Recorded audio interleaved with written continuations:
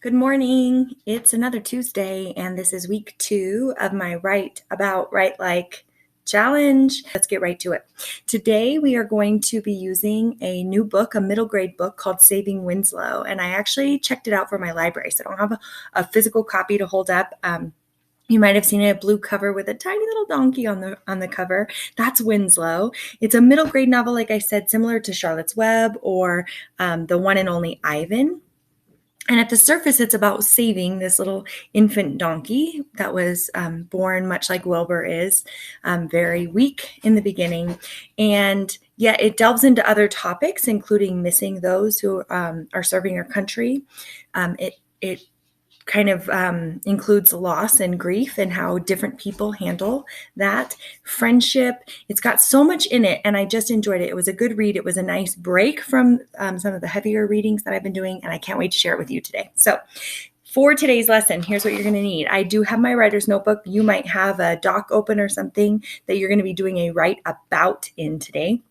You also will need a copy of the text, which is included on the blog. So I've got that, and I've got it in my notebook, and I've started putting it in this way instead of opening into my notebook so that I can see the entirety of the text when I go to do my writing. So we'll get into this in just a little bit, but you're going to need a copy of the text and something to write in or on or with, because today's target is, just like last week's, I can write about a topic using repeated readings and key words from a text so that I can get curious about things I might want to learn more about.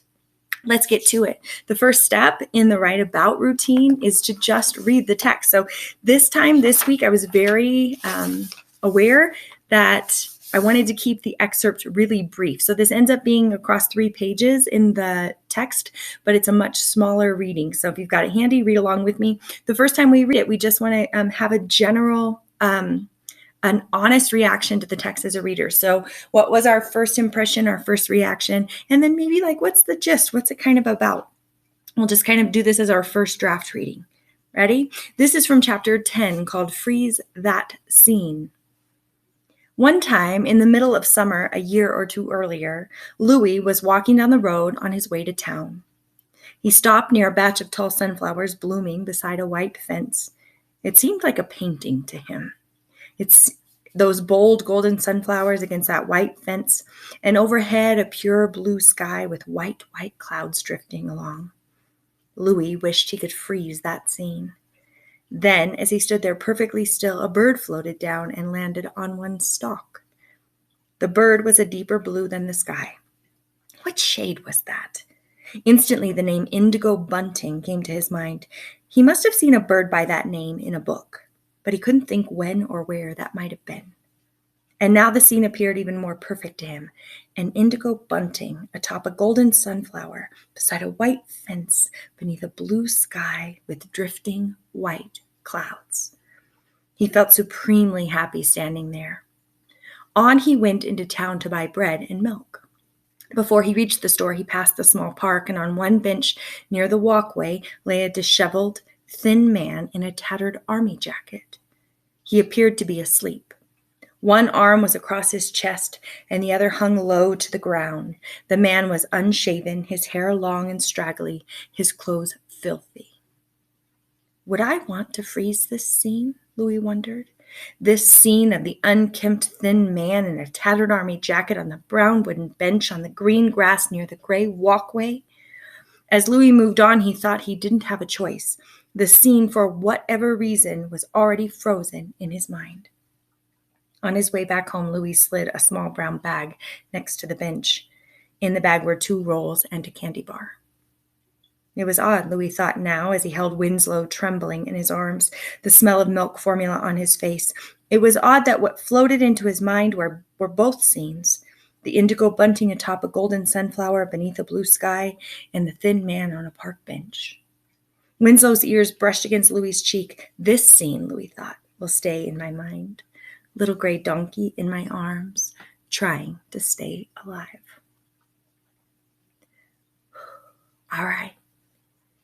Let that breathe.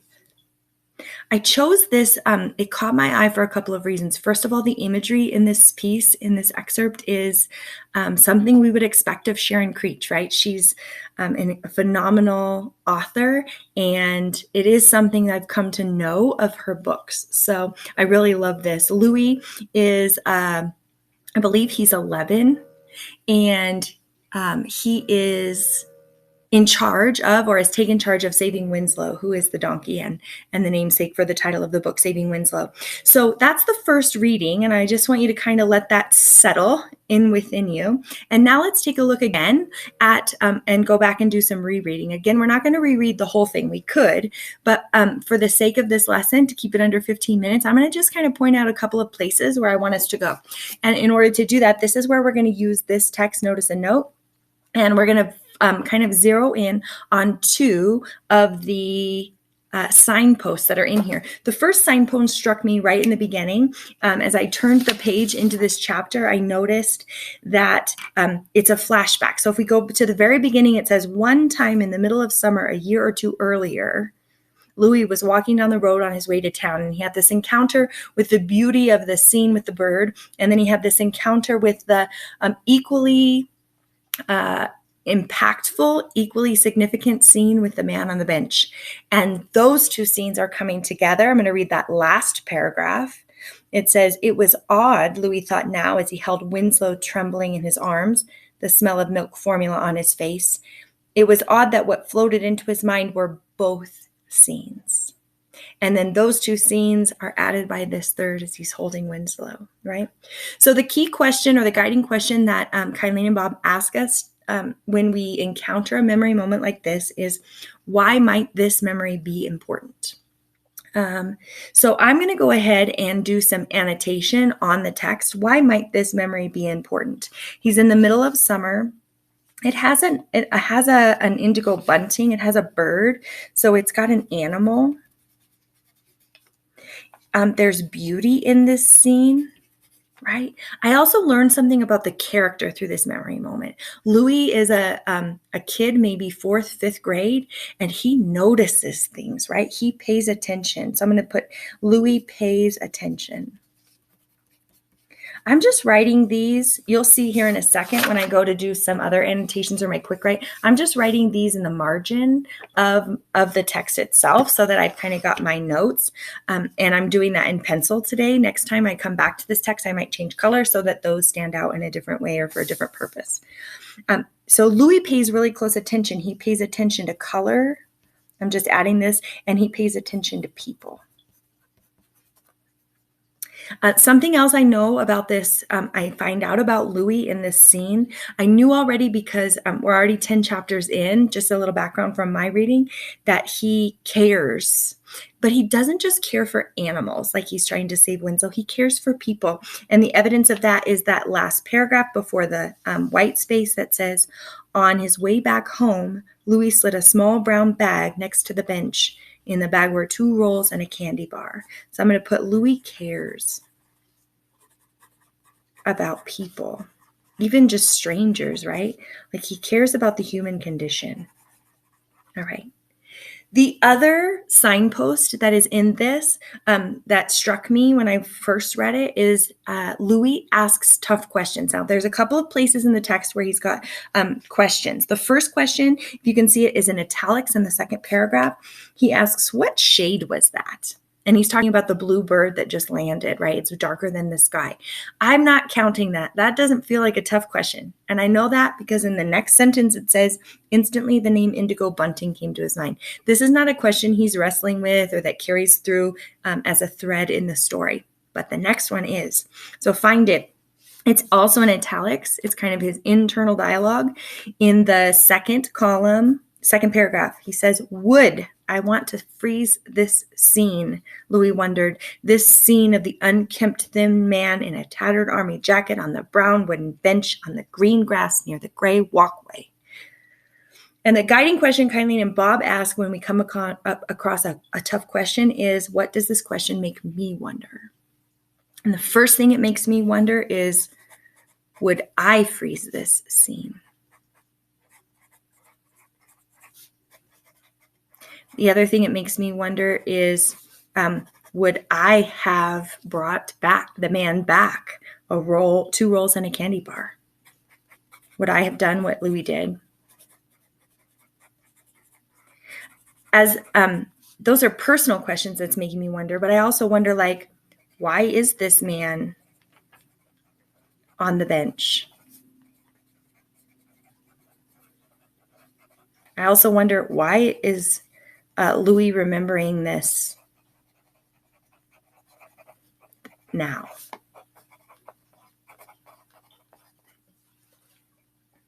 I also wonder, there's something here about the army jacket. I want to know, is this man a veteran? All right. That's kind of that second reading. We're going to go through the text. I'm using the signpost as kind of a lens to see into the text. And now we're going to take a look at the third reading. I am going to change to just a pen for this one, because this time I want us to go back and now find some keywords. Now, the keywords could come from the actual text. For example, I could choose the keyword, let's see. I could choose the keyword army if I wanted to kind of follow this train of thought around homelessness and veterans, perhaps. But a better keyword might be veteran, might be homeless, right? It never actually says in this text that this man is homeless, but we can infer it, right? I could just capture something from that first half around natural beauty. Again, not words that are in the text by any means, but words that were implied and that I was able to get to by doing that second reading. See how important that one is? So this is all still the first step of the write about routine, right? Read it again, so that we can get to this place where we can generate some ideas for topics that we could pursue.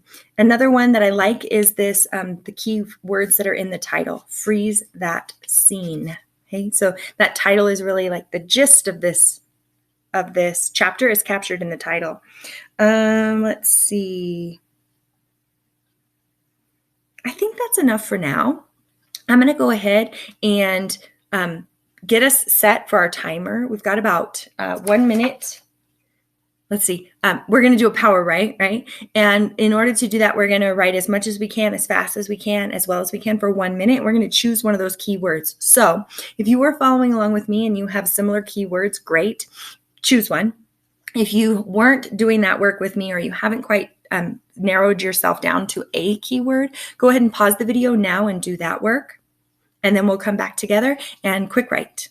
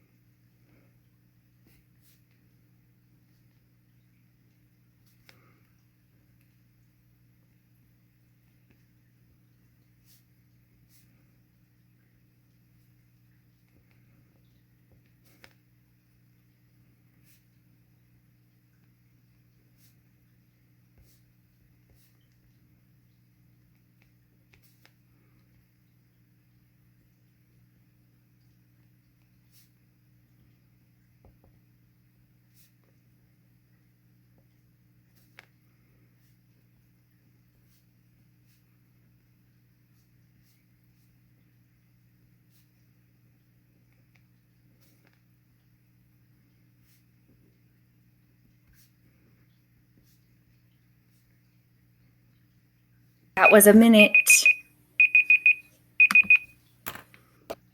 So I did write some that will be up on the blog, and it has no punctuation except maybe one period at the very end. That wasn't the goal. The goal was to get my thinking down on paper, and my thoughts really were around that keyword I chose, homeless. It has nothing to do with the text. I'll be very transparent about that. It isn't about the man who is seemingly homeless on the park bench. It isn't about Louis's reaction to it. I wrote about my niece's reaction, and I wrote about a episode of America's Got Talent. I fit those two things in real quickly in my minute. It is far from the text. It isn't about Louis and his experience at all. However, if we go back to what Kylie and Bob ask us when we have a memory moment or tough questions, is like, what am I learning about the character? by doing this. And I feel like my quick write really helped me to understand Louis better.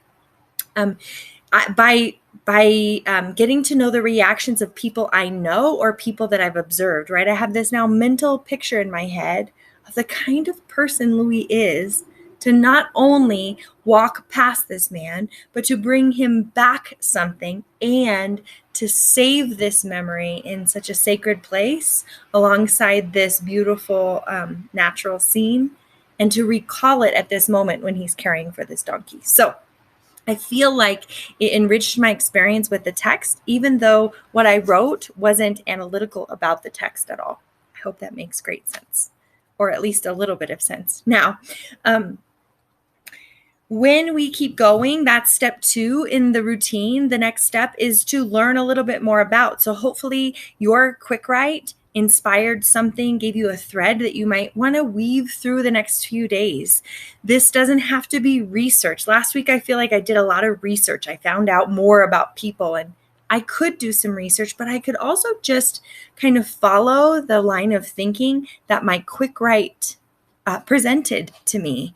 It wasn't in my head before I started writing, but now I'm really wanting to capture the different reactions of people to the homeless condition. So I'm going to play around with that a little bit. And I think actually what I might write this week is a poem, just a really quick, maybe 2-voice poem, or maybe just something that's a little bit more free flowing so that it doesn't appear as though every write about has to be this report like I did last week. So hopefully that will be helpful to those of you who really just want to go with it. I hope that you will.